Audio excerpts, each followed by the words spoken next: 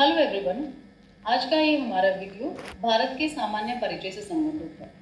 इस वीडियो में हम भारत की विश्व के मानचित्र में अवस्थिति यानी लोकेशन, उसका क्षेत्रीय विस्तार यानी एरियल एक्सटेंशन और उसकी जो विशेषताएं हैं उनके बारे में जानेंगे। साथ ही साथ हम इसमें हमारा जो भारत की कर्क रेखा की स्थिति है, अक्षांशीय व देशांतरीय विस्तार है, इन सभी के बारे में हम चर्चा करेंगे। ये वीडियो ज्योग्राफी के स्टूडेंट्स के लिए ही नहीं बल्कि जो कॉम्पिटिटिव एग्जाम्स की तैयारी कर रहे हैं उनके लिए भी बहुत इम्पोर्टेंट है। तो आइए हम शुरू करते हैं भारत के सामान्य परिचय से। देखिए, India is a country of great geographical extent, यानी भारत एक विस्तृत भौगोलिक सीमा का देश है। It sprawls from the snowy ranges of the Himalayas to the shores of the Indian ocean in the south. ये उत्तर में विशाल हिमालय की हिमाच्छादित श्रेणियों और दक्षिण में हिंद महासागर के तट तक विस्तृत है। भारत दक्षिणी एशिया का भाग है और इसके विस्तृत भूभाग में भौतिक विविधता पाई जाती है, यानी ज्योग्राफिकल डाइवर्सिटी हमें भारत में देखने को मिलती है। भारत एक वृहद भौगोलिक इकाई है, इसीलिए इसे उपमहाद्वीप की संज्ञा दी गई है। देखिए, भारत को उपमहाद्वीप की संज्ञा प्रसिद्ध भूगोलवेत्ता डॉक्टर क्रेसी ने दी थी। उन्होंने ही इंडियन सबकॉन्टिनेंट वर्ड सबसे पहले यूज किया था। अब हम बात करते हैं भारत की आकृति और विस्तार की। देखिए, जब भारत के शेप की बात करें तो भारत चतुष्कोणीय आकार का है और भारत केवल दक्षिणी भागों को छोड़कर अन्य सभी ओर से प्रकृति द्वारा इतनी अच्छी तरह परिसीमित है जितना संभवतः है विश्व का कोई अन्य देश नहीं है। भारत की अवस्थिति की या स्थिति की हम बात देखें तो ये उत्तरी गोलार्ध में स्थित है। देखिए, इसमें दो पॉइंट्स हैं। भारत अक्षांशीय दृष्टि से उत्तरी गोलार्ध में है। क्यों है? क्योंकि जब इक्वेटर के उत्तर में जो भी भूभाग है वो उत्तरी गोलार्ध में आएगा और इक्वेटर के दक्षिण के अंदर जो भी भूभाग स्थित है वो दक्षिणी गोलार्ध में आएगा। तो जो भारत की जो स्थिति है, अवस्थिति है, वो इक्वेटर जो 0 डिग्री पे है उसके उत्तर में है, इसलिए हम इसे उत्तरी गोलार्ध मानते हैं। लेकिन यदि हम देशांतरीय दृष्टि से देखें तो भारत की अवस्थिति पूर्वी गोलार्ध में है। अब हम बात करते हैं भारत की अक्षांशीय व देशांतरीय विस्तार। देखिए, भारतीय मुख्य भूमि का अक्षांशीय विस्तार 8 डिग्री 4 मिनट उत्तर नॉर्थ से लेकर 37 डिग्री 6 मिनट उत्तरी अक्षांश के मध्य है। यानी लैटिट्यूडनल जो पोजीशन है, लैटिट्यूडनल जो एक्सटेंट है वो 8 degree 4 minutes north to 37 degree 6 minutes northern latitude में है। और अगर हम देशांतरीय विस्तार की बात करें तो वो 68 डिग्री 7 मिनट पूरब से 97 डिग्री 25 मिनट पूर्वी देशांतर है। तो ये क्लियर हो गया इसमें कि भारत की जो आकृति है वो चतुष्कोणीय यानी क्वाड्रिलेटरल या फिर इसे हम कह सकते हैं सामान्य भाषा में पतंगाकार। अक्षांशीय दृष्टि से भारत उत्तरी गोलार्ध में है, लेकिन यदि हम देशांतरीय दृष्टि से देखें तो ये पूर्वी गोलार्ध में आता है। और भारतीय मुख्य भूमि का अक्षांशीय विस्तार 8 डिग्री 4 मिनट उत्तर से 37 डिग्री 6 मिनट उत्तरी अक्षांश के मध्य है। वहीं देशांतरीय विस्तार 68 डिग्री 7 मिनट पूरब से 97 डिग्री 25 मिनट पूर्वी देशांतर है। अब हम बात करते हैं द्वीप समूह की।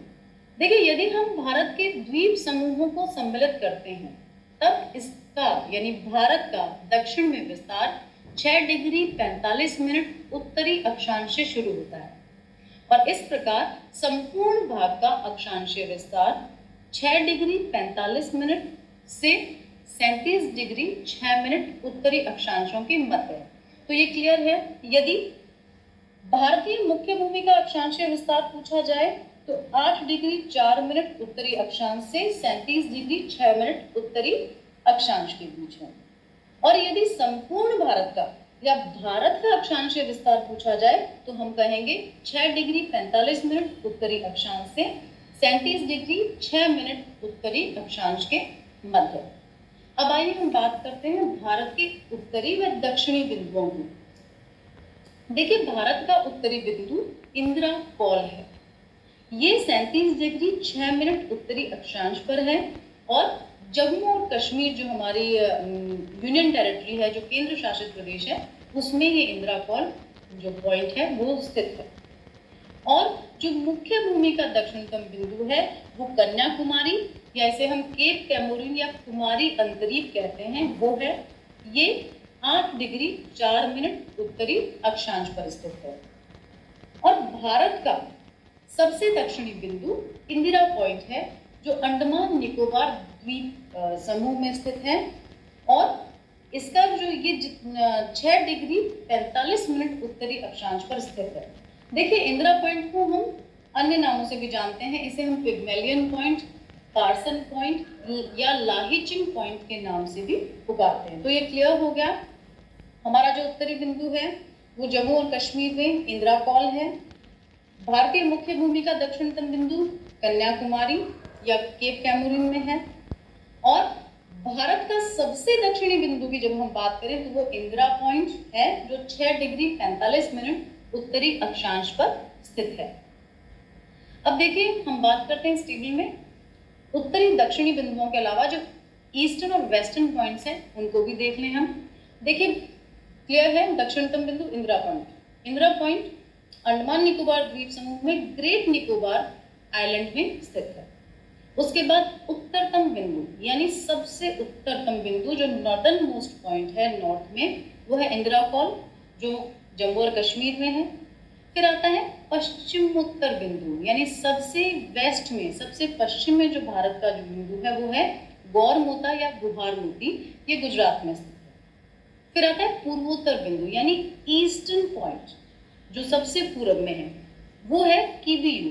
किबियू अरुणाचल प्रदेश में। और उसके बाद है मुख्य भूमि का दक्षिणी बिंदु, हमें सबको पता है कुमारी अंतरीप या कन्याकुमारी, जो तमिलनाडु में है। आइए अब हम बात करते हैं भारत में कर्क रेखा की स्थिति। देखिए, कर्क रेखा जिसे हम ट्रॉपिक ऑफ कैंसर भी कहते हैं, वो क्या है? जो 23 डिग्री 30 मिनट उत्तरी अक्षांश है हमारा, वो 23 डिग्री 30 मिनट उत्तरी अक्षांश ही कर्क रेखा या ट्रॉपिक ऑफ कैंसर है। ये ट्रॉपिक ऑफ कैंसर या कर्क रेखा भारत के लगभग मध्य से होकर गुजरती है। और जिन जिन राज्यों से ये होकर गुजरती है वो है राजस्थान, गुजरात, मध्य प्रदेश, छत्तीसगढ़, झारखंड, पश्चिम बंगाल, त्रिपुरा और मिजोरम। कर्क रेखा क्योंकि भारत के मध्य से होकर गुजरती है, तो ये भारत को लगभग बराबर 2 भागों में विभाजित करती है। और साथ ही साथ जो दोनों पार्ट्स हैं वहाँ हमें क्लाइमेटिक डिफरेंस भी देखने को मिलता है, जलवायु में विभिन्नता भी देखने को मिलती है। इस रेखा के दक्षिण में स्थित भाग की जलवायु उष्णकटिबंधीय और उत्तर में स्थित भाग की जलवायु उपोष्णकटिबंधीय। आइए अब हम बात करते हैं भारत की मानक देशांतर रेखा की। देखिए, भारत की जो मानक देशांतर रेखा है वो 82 डिग्री 30 मिनट पूर्वी देशांतर है और ये देश के लगभग मध्य से होकर गुजरती है। भारत की इस मानक देशांतर रेखा यानी 82 डिग्री 30 मिनट पूर्वी देशांतर रेखा के स्थानीय समय को पूरे भारत का प्रामाणिक या मानक समय माना जाता है। इस प्रामाणिक या मानक समय को हम स्टैंडर्ड टाइम भी कहते हैं। यानी इस रेखा पे जो स्थानीय समय है उसी को हम पूरे भारत का स्टैंडर्ड टाइम या मानक समय मानते हैं। भारत की ये जो मानक देशांतर रेखा है ये उत्तर प्रदेश राज्य के इलाहाबाद नगर के समीप मिर्जापुर से होकर गुजरती है। और जो राज्य इस मानक देशांतर रेखा जिन जिन राज्यों से होकर गुजरती है वो हैं यूपी, एमपी, छत्तीसगढ़, ओडिशा व आंध्र प्रदेश। यानी 5 राज्य हैं जिनसे ये मानक देशांतर रेखा गुजरती है। अब हमारे जो समय है भारत का वो ग्रीनविच जो हमारा समय है उससे कितना आगे या पीछे है इसकी हम बात करते हैं। देखिए, हमारा देश का जो स्टैंडर्ड टाइम है, जो प्रामाणिक या मानक समय है, वो ग्रीनविच मध्य समय से 5 घंटा 30 मिनट आगे है। अब भारत का जो पूरब से पश्चिम विस्तार की बात करें हम, उसमें समय की डिफरेंस की बात करें तो भारत का पूरब पश्चिम विस्तार अधिक है। इसी कारण पूर्वी एवं पश्चिमी भागों में सूर्योदय और सूर्यास्त के समय में 2 घंटे का अंतर पाया जाता है। तो ये क्लियर हो गया मानक देशांतर रेखा को लेकर जो हमारे फैक्ट्स हैं। कि 82 डिग्री 30 मिनट्स पूर्वी देशांतर यानी 82 डिग्री 30 मिनट पूर्वी देशांतर रेखा हमारी मानक रेखा है। और इस मानक रेखा का जो स्थानीय समय है वही हमारे पूरे देश का स्टैंडर्ड टाइम है। ये मानक रेखा इलाहाबाद नगर के समीप मिर्जापुर से होकर निकलती है और 5 ऐसे राज्य हैं जिनसे ये मानक रेखा निकलती है, वो हैं यूपी, एमपी, छत्तीसगढ़, ओडिशा, आंध्र प्रदेश। और हमारे देश का जो प्रामाणिक समय है वो ग्रीनविच मध्य समय से 5 घंटा 30 मिनट आगे है।